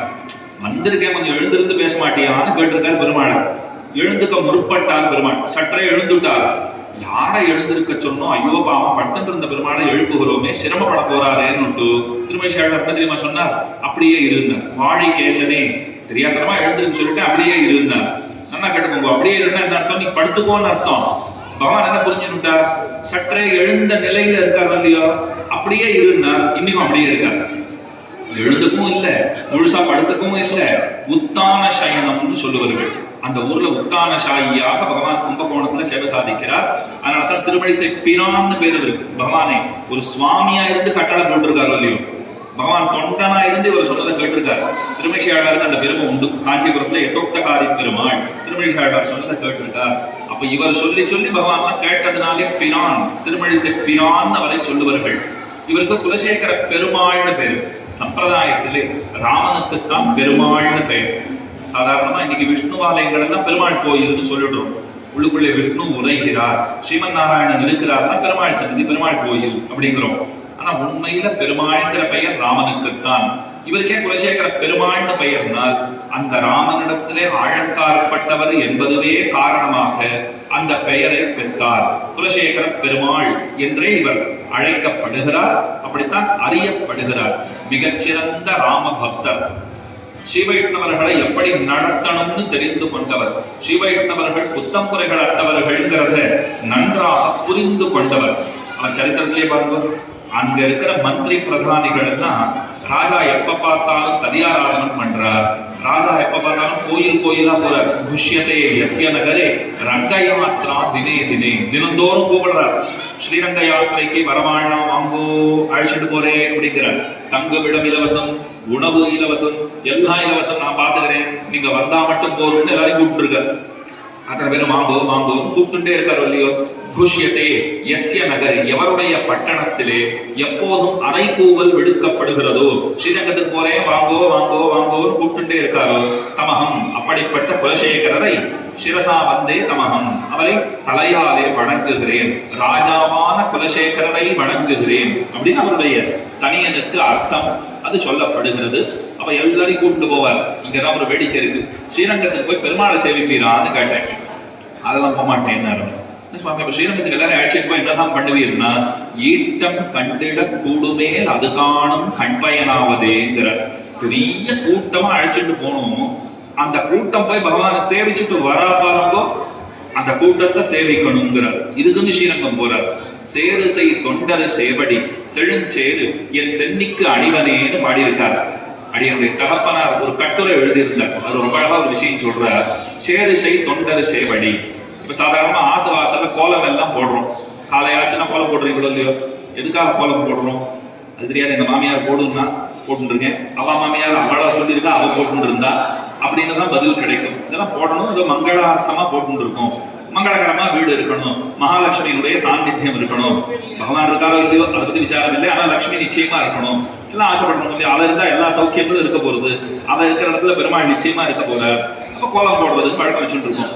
வாசல்ல வீதி புறப்பாடு பெருமாள் வராருன்னா நடுவாசல் தெளிச்சு கோலம் போடுவோம். வீட்டு வாசல்ல நித்தியமே கோலம் போடுவோம். வாசல்ல பெருமாள் வராருன்னா நடுவாசல்ல தெளிச்சு நல்லா பெருக்கி தெளிச்சு கோலம் போடுறதுன்னு வழக்கம் வச்சுட்டு இருக்கோம். கோலம் ஏன் போடுறோம்னா, மார்கழி மாசம் வந்துருக்குன்னா கலர் கலர் பொடியெல்லாம் வச்சு நிறைய வண்ணப்பொடிகளை கொண்டு கோலம் எல்லாம் போட்டுட்டு சுத்தி பெரிய பாதுகாப்பு வளையெல்லாம் போட்டுடுவா. நிறைய செங்கல்களை கொண்டு வந்து அதை வரிசையா அரணமைத்து யாரும் மெதிச்சிடக்கூடாது, என் முதுகு வலிக்க இடுப்பு உடைய கோலம் போட்டிருக்கேன், ஒருத்தர் மெதிச்சிடக்கூடாதுன்னு போட்டிருப்பா. அவர்களுக்கெல்லாம் கோலம் ஏன் போடுறோம்னு தெரியலேங்கிறது தான் அர்த்தம். குலசேகராழ்வார் சொல்றாரா, சேரிசை தொண்டர் சேவடி செழுஞ்சேரன் சென்னை கனிவனே. ஸ்ரீரங்கத்துக்கு போறார், இவரே இடுப்புடைய கோலம் எல்லாம் போடுவார். கோலம் போட்டுட்டு ஒரு ஓரமா போய் கை கூப்பிட்டு உட்கார்ந்துருவார். எதுக்குன்னா, பக்தர்கள் எல்லாம் ஸ்ரீரங்கநாதனுடைய அனுபவத்திலே திளைத்து கண்ணும் கண்ணீருமாக, கண்ணநீர் கைகளால் இறைக்கும் ஸ்ரீரங்கநாதனை நினைச்சு ஆழ்வார் பாடினார் இல்லையோ, அந்த மாதிரி கண்ணும் கண்ணீருமாக வருவார்கள். ஆஹ்லாத சீதநேத்ராம்புகு புலகீகிருத காத்திரவானு சதா பரகுணா விட்டகா திரஷ்டவிய சர்வதேகிபிகி. பக்தர்கள் எப்படி இருப்பான்னா எப்பயும் அழுதுட்டே இருப்பாங்க. நாமும் தான் அழுதுட்டு இருக்கோம், போய் இதை கொடு அதை கொடுன்னு கேட்டு எழுதுட்டு இருக்கோம். அவன் அதுக்குன்னு அழமாட்டான், அவனை நினைச்சாலே அழுதுருவான். சேவிக்கணுங்கிறது ரொம்ப தூரம், அவனை எண்ணினாலே நினைத்தோறும் சொல்லும் தோறும் நெஞ்சு இடிந்து உகும்னு பாசுரம் இருக்கும் இல்லையோ, நினைச்சாலே சிதிலமாகி போகிறவர்கள். காலாழும் நெஞ்சடையும் கண் சுழலும்னு பாசுரம். பராசர பட்டர்ந்து பெரியவர் இருந்தார், ஆச்சரியமான சரித்திரம். அந்த பராசர பட்டருக்கு ஒரு பெரியவர் போனார். சுவாமி திருவாராதனை பண்ணணும்னு ஆசையா இருக்கு, சொல்லி தருகிறான்னு கேட்டார். அவர் பண்ண தப்பு அர்த்தம் நல்லா கேட்டு போங்க. திருவாராதனம் பண்ணணும்னு ஆசையா இருக்கு, சொல்லி தர முடியுமா? பட்டர் சொன்னார், ஆசைப்படுறார், சொல்லி கொடுத்தா போச்சு, காத்தால வந்துடும் சுவாமி, ஒரு 6:15 வந்து புரியுதா அப்படின்னார். சரின்னார். வரச்சேவே ஆகாரம்லாம் எடுத்துன்னு வந்துரும்னார். அப்படின்னு சொல்லி தர போறாரு. இப்போ ஸ்கூலுக்கு போற மாதிரி கையில டிஃபன் ஸ்நாக்ஸ் எல்லாம் எடுத்துன்னு போகணுமா? அப்போ அந்த காலத்துல எவ்வளவு மாறி போச்சு பாருங்க. அப்பெல்லாம் ஒரு தயிர் சாதத்தை டப்பால போட்டு கொடுத்துருவா, ஒரு ஊறுகாயை வச்சு கொடுத்து அனுப்பிச்சிருவா. சாதம் சாதத்தை, ரசம் சாதத்தை கூட கொடுத்துருவா, சில்லுன்னு இருக்கும். நம்மளாம் அதுதான் சைக்கிள்ல பின்னாடி கேரியர்ல வச்சு எடுத்து போறது, சாப்பிட்டு வருது. இன்னைக்கு ஸ்கூல்ல பிளான் போட்டு கொடுக்குறா குழந்தைகளுக்கு. எல்கேஜி குழந்தையா இருந்தாலும் சரி, இதுக்கு இதை பண்ணி கொடுக்கணும், நாளைக்கு இந்த ஸ்நாக்ஸ் கொடுத்து அனுப்புங்கோ, இந்த லஞ்ச் கொடுத்து அனுப்புங்கோ, இந்த பழத்தை கட் பண்ணி கொடுத்து அனுப்புங்கோ. நம்ம பார்த்து தோன்றது நமக்கெல்லாம் ஒரு டப்பால தயிர் சாதத்தை போட்டு ஊறுகாய் மேல போட்டு அனுப்பிச்சாங்கன்னா அதை போய் சாப்பிட்டு, அது சில நாள் வண்டியில இருந்து கீழே விழுந்துருத்தனா அவ்வளவுதான். அன்னைக்கு மட்டும் அப்படியே இருந்துட்டு அப்படியே வர வேண்டியதுதான்.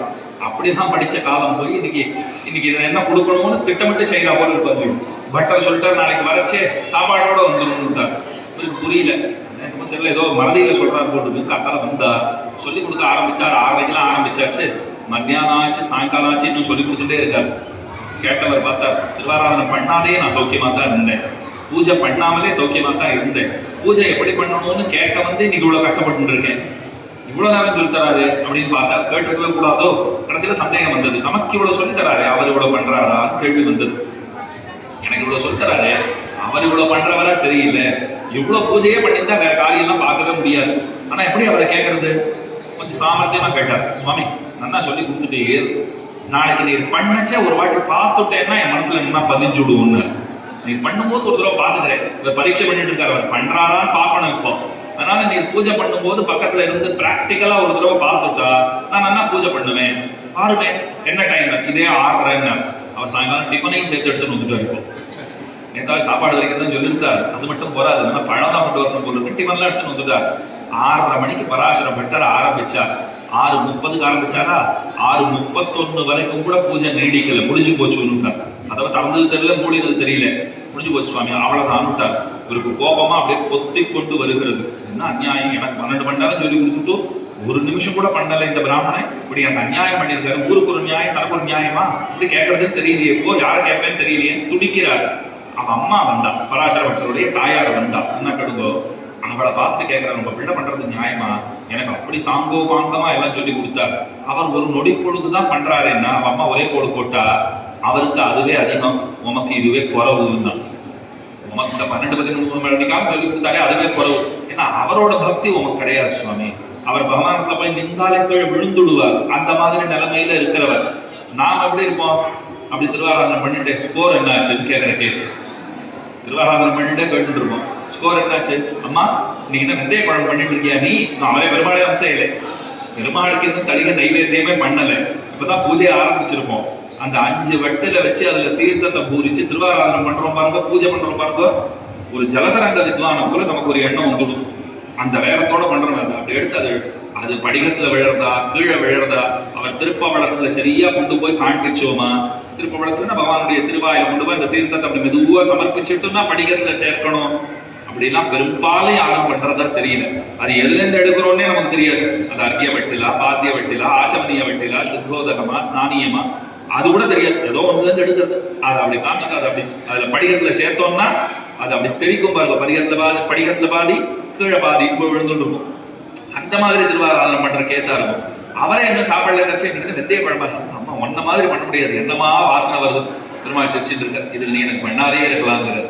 இன்னும் நீ எனக்கு நைவேத்தியம் பண்ண. அப்ப பூஜை பண்றோம்னு சொன்னால் மனசை எங்க வச்சுட்டு பூஜை பண்ணணுமோ அங்க வைக்கிறது இல்லை. எங்கேயோ வச்சுட்டு இங்க பூஜை பண்ணா என்ன பிரயோஜனம் இருக்கு? பராசரப்பட்டவர் என்ன சொல்றார்? நான் அவரை நினைச்சாலே கீழே விழற மாதிரி இருக்கேன், நான் எங்க போய் நின்று அவருக்கு சாவகாசமா 1/2 மணி பூஜை பண்றது? இப்போ காலாழும் நெஞ்சழியும் கண் சூழலும். அப்ப சேரிசை தொண்டர் சேவடி செழுஞ்சேரி என் சென்னிக்கு அணிவனை அப்படின்னு ரமணார் எழுதினார். கோலம் போடுறதுக்கு முக்கிய உத்தேசியமே என்னன்னா அத பக்தர்கள் மிதிக்கணும், அழிக்கணும், அதுக்குதான் கோலம்னு. அநியாயமா இருக்கு. முதுகோடை எழுப்போடைய போட்டுக்கோ, நிறைய செங்கல்லாம் வச்சு பாதுகாப்பு அரணெல்லாம் அமைச்சு பெரிய இந்தியா பாகிஸ்தான் பார்டர் வரைச்சு அதை பண்ணி வச்சிருக்கோம். என்ன அதெல்லாம் கூடாதுங்கிற அழுதுண்டே பக்தர்கள் வருவா. கண்ணநீர் கைகளால் இறைக்குங்கிறா போலே அது நதி பிரவாகமா அத்தனை தூரத்துக்கு ஆயிரக்கணக்கான பக்தர்கள் அழுதுண்டே வந்து அப்படி இருக்கும். பகவானை நினைந்து நைந்து உள்கலைந்து உருகி வருகிறார்கள். அந்த இடமே சேரு சகதியுமா ஆயிடுறது பாருங்க. அது அப்படியே அழைச்சு நம்ம தலையில பூசிக்கணுமா, அதுக்கு தான் கோலம் பண்ணணும் அப்படிங்கிற. கோலம் போடுவதனுடைய உத்தேசியமே அதுதான். இதை குலசேகர ஆழ்வார் காண்பிச்சிருக்கார். சேரிசை தொண்டர் சேவடி செழுஞ்சேரு என் சென்னிக்கு அணிவனேங்கிறார். ராஜ குலத்திலே பிறந்திருந்தாலும் தன்னை ராஜான்னு ஒரு நாளும் அவர் அகங்காரத்தோட வெளிக்காட்டி கொண்டது கிடையாது. நாம எல்லாம் ஒன்றுமே கிடையாது. ஆனா நாமத்தான் என்னமோ பெரிய ராஜா மாதிரி நினைச்சிட்டு வாழ்றோமா? அவர் ராஜாவாகவே வாழ்ந்தவர். ஆனா இதெல்லாம் எதுவும் நிலை அன்று. நிலையானது பெருமானுடைய திருவடி இணைகள் மட்டுமேங்கிறதுல உறுதிப்பாட்டோட இருந்தார். அடியவர்களை கண்டா அத்தனை உவகை அவருக்கு, அத்தனை சந்தோஷப்படுகிறார். இது மந்திரிகளுக்கு எல்லாம் கொஞ்சம் வருத்தம். எப்ப பார்த்தாலும் இந்த ஸ்ரீ வைஷ்ணவர்கள் ஒரே பண்டாரங்களா அரண்மனைக்குள்ள சுத்தி சுத்தி வரா. இவாள வெள்ள துரத்தினாலே அரண்மனையா இருக்கும்னு முடிவு பண்ணிட்டார். அவருடைய திருவாராதன பெருமாள், அந்த திருவாராதன பெருமாளுடைய ஆரத்தை எடுத்துட்டான். ஆரம் ஒரு நெக்லஸ் மாதிரின்னு வச்சுக்கோங்க. பெருமாளுடைய ஒரு செயின், ஒரு பதக்கத்தோட இருக்கிற செயின், அதை திருடி வச்சுட்டா மந்திரிகள்.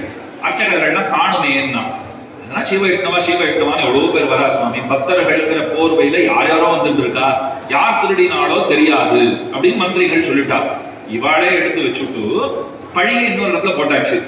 குலசேகர ஆழ்வார் இடத்துல இது போச்சு பஞ்சாயத்து. அவர்கிட்ட போய் சொன்னான், சுவாமி யாரோ திருடிட்டு போயிட்டா, பெருமாளுடைய நல்ல தங்க ஹாரம் வைரக்கற்கள்லாம் இருக்கிற ஹாரம் அது எவனோ திருடிட்டு போட்டான். யாருன்னு கேட்டார். யாருக்கு தெரியும்? நல்லா 12 திருமண் காப்பு போட்டு எத்தனையோ பேர் வரா. அது உண்மையான பக்தர் யாரு, போலியான பக்தர் யாருன்னு எப்படி தெரியும்? ஆழ்வார் தம்மை தாமே நொந்து கொண்டார். நம்மிடத்துல அந்த மாதிரி ஒருத்தர் கூட போலியா வருவதே கிடையாது. முனியார் துயரங்கள் நொந்திலும் இன்பங்கள் மொய்த்திடனும் தனியார் மனம். ஸ்ரீவைஷ்ணவர்கள்னா எப்படி இருப்பான்னு காட்டுறவர்கள். ஏகப்பட்ட சந்தோஷம் வந்துடுத்துனாலும் ஆகாசத்துக்கும் பூமிக்கும் குதிக்க மாட்டான். கஷ்டம் வந்துடுத்துனாலும் விழுந்து புரள மாட்டான். இயல்பா இருக்கிறவன். பாகவதம் ரொம்ப அழகா நமக்கு ஒரு விஷயத்த சொல்றது. பெரிய காத்தடிக்கிறது, பெரிய புயல் வருது, பெரிய மழை, வெள்ளம் சூழ்ந்து இருக்குன்னா மரங்கள்லாம் விழுந்து பார்த்திருக்கீங்கோ? பெரிய பெரிய நகரங்கள் எல்லாம் உருக்குலைந்து போய் பார்த்திருக்கீங்கோ? மலை இப்படி அப்படியே அசைஞ்சு குடிச்சு பார்த்திருக்கீங்களா? செய்யவே செய்ய. அது அப்படியே தான். அது வெயில் அடிச்சா நீ என்ன வேணா அடிச்சுக்கோ, மழை அடிச்சால் நீ என்ன வேணா அடிச்சுக்கோ. அந்த மலையை போல பக்தர்கள் இருப்பார்கள். அது சந்தோஷமா இருந்தாலும் சரி, சந்தோஷ சூறாவளி ஆனாலும் சரி, துன்பங்கிற துக்க சுழலையானாலும் சரி, எப்பவும் ஒரே மாதிரி இருக்கிறவர்கள் அப்படின்னு அடியவர்களுக்கு ஏத்தம். பகவானே கையில போட்டு இருக்கிறவா இந்த ஹாரத்தை திருட போறா, அவர்கள் பேர்ல போய் பழி போடுறேன்னு கேட்டாடிவார். அவர் சொல்லிட்டா மந்திரிகள், பின்ன வேற யாரும் எடுத்திருப்பா அப்படின்னா, அதை இப்ப சொல்றேன் அப்படின்னு அவர் சொல்லிட்டு ஒரு குடத்தை வரவழைத்தார். ஒரு கருணாகத்தை உள்ள போட சொன்னார். நல்ல விஷம் உள்ள பாம்பை உள்ள போட சொன்னார். தன் கையை உள்ள விட்டுட்டார். ஹாரத்தை ஸ்ரீ வைஷ்ணவர்கள் திருடி இருப்பார்களாயின் இந்த பாம்பு என்னை கடிக்கட்டும் விட்டார். பாம்பு சத்தியத்துக்கு கட்டுப்பட்டு மூச்சு கூட விடாத ஒரு ஓரமா போய் ஒளி கொடுத்தான். மூச்சு கூட படக்கூடாது. ஏன்னா இவர் பண்ணியிருக்கிற கோரமான சத்தியம் இது. ஸ்ரீ வைஷ்ணவர்கள் திருடி இருந்தால் என்னை தீண்டட்டும்னு சொல்லியிருக்கார். மூச்சு பட்டு வருகிறதா ஆழ்த்தினா பாப்பம் நமக்கு வந்து சேரும்னுட்டு பாம்பும் பாப்பத்திற்கு அஞ்சி ஒடுங்கி நடுங்கி ஒரு ஓரமா போய் சுருண்டு படுத்திருந்ததாம். பாகரான பதவதிச்சு நிக்கிறார். பாம்பு கடிச்சுட்டுதான் என்ன பண்றதுன்னு தெரியலையே. அவர் கவலையே படலை. 10 நிமிஷம் கழிச்சு பொறுமையா கேட்கிறார், கை எடுக்கட்டுமான்னு கேட்டார். அப்ப மந்திரிகள் சொன்னாங்க, மன்னிச்சுக்கோங்க, நாங்க தான் என்னமோ நீ ராஜாவா இருந்து இன்னும் ராஜ்யத்தை பரிபாலனம் பண்ணா நன்னா இருக்குமேங்கிறதுக்காக இந்த ஸ்ரீ வைஷ்ணவர்களை அப்புறப்படுத்துவதற்காக இப்படி நடந்து உண்டோம், எங்களை மன்னிக்க வேண்டும். அப்பதான் அவர் யோசிச்சு பார்த்தார், நாம ராஜாவா இருந்தா ராஜா வேலையை பார்க்கணும், இவா சொல்றதும் சரிதானே அப்படின்னு தன் பிள்ளைய கூப்பிட்டு ராஜ்ய நிர்வாகத்தை ஒப்படைச்சுட்டு அவர் திவ்ய தேசங்கள் எல்லாம் புறப்பட்டு போய் அந்த திவ்ய தேசங்களை எல்லாம் திருவடி தொழுது தில்லை திருச்சித்திரகூட்டம்ங்கிற திவ்ய தேசத்தை வணங்கிட்டு சிதம்பரம் கோவிந்தராஜ பெருமாள் இருக்காரே அந்த க்ஷேத்திரத்துக்கு போனார். மொத்த ராமாயணத்தையும் அங்கே பாசுரங்களாக பாடினார். அந்த பெருமான் சித்திரக்கூட்டத்துல எத்தனை சௌக்கியமா சந்தோஷமா இருந்தாரோ அத்தனை சௌக்கியமா அந்த க்ஷேத்திரத்திலே உரைவதாலே அந்த க்ஷேத்திரத்துக்கே தில்லை திருச்சித்திரகூட்டம்னு பேரு. அப்ப அவர் தான் ராமன். அந்த ராமனை நன்றாக வணங்கி ஸ்ரீராமாயணத்தை 10 பாசுரங்களாலே பாடினார். அதுக்கப்புறம் இங்கே வந்து சேர்ந்தார். இந்த க்ஷேத்திரத்துக்கு வந்தார். கண்ணனிடத்துல ஆழங்கார் பட்டார். முகுந்தமாலைங்கிற உயர்ந்த கிரந்தம் அது அவர் தான் இயற்றினாரா இல்ல அதே பேர்ல இருக்கிற வேற அரசர் யாராவது இயற்றினாரா இப்படின்னெல்லாம் சந்தேகங்கள் இருந்தாலும் பெரும்பான்மை சமூகம் அது குலசேகர பெருமாள் இயற்றிய கிரந்தம்ன்றதுதான் நம்புகிறது. அப்படி நம்புறதுனால ஒரு குறை இல்லையே நமக்கு. வடமொழியிலே தோத்திர நூல் அருளி செய்த ஒரே ஆழ்வார் குலசேகர பெருமாள். இந்த திவ்ய கஷேத்திரத்திலே நம்முடைய பெரிய நம்பி சுவாமிகள் பல குழந்தைகளுக்கு முகுந்த மாலையை சொல்லிக் கொடுத்து அந்த குழந்தைகள் இங்கே பெருமாளுக்கு முன்பு வந்து அந்த ஸ்தோத்திரத்தை அடிக்கடி விண்ணப்பம் பண்ணுவதை அடியனே ஒரு 2 தடவை பார்த்திருக்கேன். பல சந்தர்ப்பங்கள்ல கேட்டிருக்கேன். இது எத்தனை பெரிய கைங்கரியம்னு பாருங்க. குலசேகர ஆழ்வார் திருவுள்ளம் உகக்கக்கூடிய கைங்கரியம். அதனால முகுந்தமாலை இங்க சின்ன குழந்தைகள் இந்த ஊரை சேர்ந்திருக்கிற குழந்தைகள் அவர்களுக்கு முகுந்தன்னா என்னன்னு தெரியாது, மாலைன்னா என்னன்னு தெரியாது. ஆனா முகுந்த மாலை தெரியும். முகுந்தன்னா ஏன் பெருமாளுக்கு அந்த பெயர் தெரியாது, மாலைன்னா என்னன்னா கழுத்து கொடுக்குற மாலை. அந்த மாதிரிதான் தோத்திர நூல் அமைந்திருக்கிறது. ஆனா அதை பாட தெரியும், அதை பாடி பகவானை மகிழ்விக்க தெரியும், அதை பாடி குலசேகர பெருமாளுக்கு உகப்பை கொடுக்க தெரியும். எத்தனை பெரிய கைங்கரியத்தை நம்முடைய பெரிய நம்பி சுவாமிகள் அது அனாயாசமாக இங்கே செய்து வருகிறார். மன்னார் கோயில் வேதபுரி ஆச்சரியமான க்ஷேத்திரம். ஆண்டாள் ரங்க மன்னாரோட கருடாழ்வானும் நின்று கொண்டு நம்மை அனுகிரகிக்கிற தலம். எல்லாத்துக்கும் மேலே குலசேகர ஆழ்வார் அவர் இங்கே இருந்து கொண்டு நமக்காக பெருமானத்திலே பரிந்து பேசுபவராக இருக்கிறார். வைணவர்களுடைய ஏத்தம் தெரிந்திருக்கிற ஆழ்வார், பக்தர்களுடைய பெருமை தெரிந்திருக்கிற ஆழ்வார். அந்த ஆழ்வாரை நாம வணங்கினோம்னு சொன்னால் நாம பொய்யன்பர்களா இருந்தாலும் மெய்யன்பர்களா ஆகிவிடுவோம். அதுதான் அவருடைய சாமர்த்தியம். பொய்யே கைமை சொல்லி புறமே ஆடி மெய்யே பெத்தொழிந்தேன்னு நம்மாழ்வார் பாடுகிறார். நான் ஏதோ வாய் வார்த்தைக்கு நாராயணா நாராயணான்னு கூப்பிட்டு இருந்தேன். அப்படி கூப்பிட்டாத்தான் பொங்கலும் புளியோதரையும் தருவான்னு சொன்னா அதுக்காக கூப்பிட்டு இருந்தேன். எனக்கு ஒன்னும் நாராயணனா யாரும் கூட தெரியாதுப்பா, ஆனா கூப்பிட்டு இருந்தேன். ஏன்னா 4 தடவை உரக்க கத்துனியானா நான் கை நிறைய புளியோதரை தரேன்னு ஒருத்தர் சொன்னார்.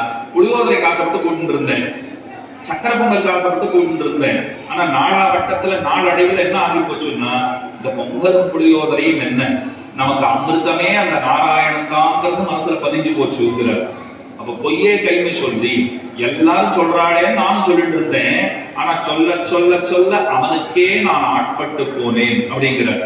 அந்த மாதிரி நாம பொய்யன்பர்களா வந்தாலும் குலசேகர பெருமாளுடைய இன்னருளாலே மெய்யன்பர்களாக ஆரங்கட பரநண்பர் கொள்ளார் என்று சொன்னார்.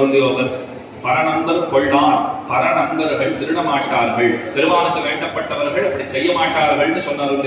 அவ நம்மை பரநண்பர்களாக ஆக்கக்கூடிய வல்லமை பெற்றவர் குலசேகர பெருமாள். அவர் பெருமையை எத்தனை சொன்னாலும் தகும். ஆச்சரியமா பாடியிருக்கார் பெருமாள் திருமொழிங்கிற கிரந்தம்.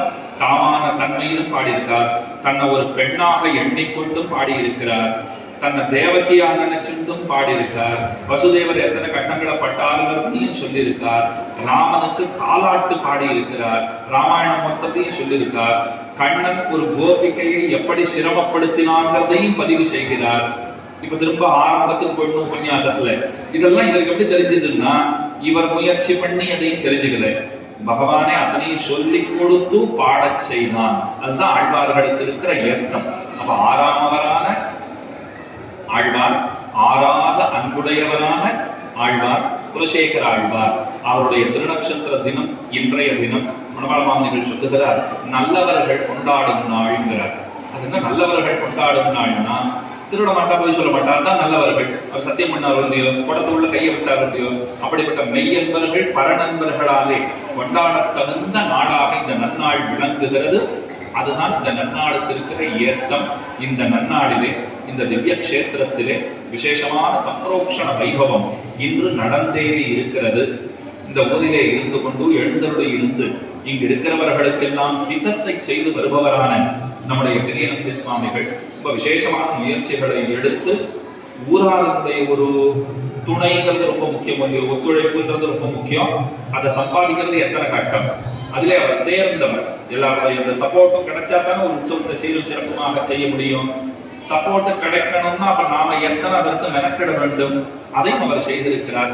எல்லாருடைய அன்பையும் பெற்றிருக்கிறார். அதனாலதான் இத்தனை விசேஷமாக திருக்குறுங்குடி ஜீயர் சுவாமிகள் எழுந்தருளி இருந்து இந்த சம்பரோக்ஷண வைபவம் இன்று இங்கே நடந்தேறி இருக்கிறது.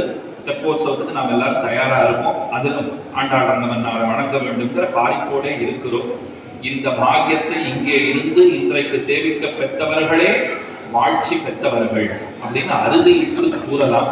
நம்ம அத்தனை பேருக்கும் ஆண்டாள் ரங்கமன்னாருடையவும் கருத்மானுடையவும் முக்கியமா குலசேகர பெருமாளுடையவும் பெரிய நம்பி சுவாமிகளுடையவும் இன்னருள் எப்போதும் கிடைத்துக் கொண்டிருப்பதாக அவரை போன்ற பக்திமானாக நாமும் விளங்குவதற்கு அவர் நல்லவர்களை எப்போதும் வாரி வழங்குவதாக என்று பிரார்த்தித்துக் கொண்டு இந்த நன்னாளிலே உங்களோட சில வார்த்தைகளை பகிர்ந்து கொள்ளும்படியான பாக்கியம் பெற்று இந்த நல்வாய்ப்பினை நல்கிய சுவாமிகளுக்கும் மற்ற கைங்கரியப்பலர்களுக்கும் அடியனுடைய கிருத்தஞதானுசந்தான பூர்வகமான பிரணாமங்களை சொல்லிக் கொண்டு அமைகிறேன். அடியின் புத்தம் துறைகளை பொறுத்தருட பிரார்த்திக்கிறேன்.